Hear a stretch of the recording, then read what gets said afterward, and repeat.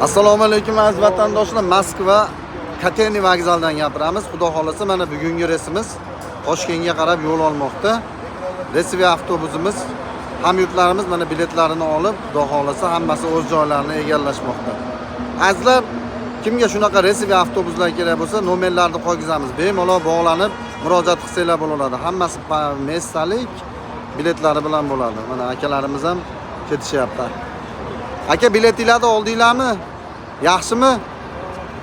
Mana ko'rib turibsizlar. Hamyurtlarimiz mana biletlari bilan hammasi haqqoniy. Aka, biletingizni oldingizmi? Yaxshimi? Mana ishonchlimikan?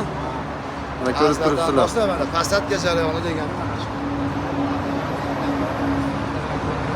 Ko'rishinglar mumkin vatandoshlar. Bemalol bog'lanib ekranda nomerlar qo'ygizamiz mana. Hammasi haqqoniy biletlari bilan mana ko'rishinglar mumkin. Muhim ishonchli akalar, ukalar.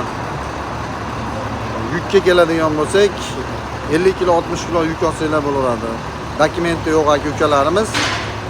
Voditellarimiz yordam berib ketadi. Yoniga 3000 4000 rublgacha pul olsanglar, yo'lda muammo bo'lmaydi, yordam berib ketamiz.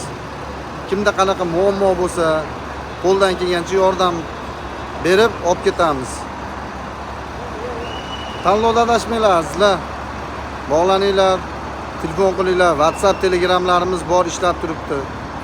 Bemalol murojaat qilib kelsanglar bo'laveradi.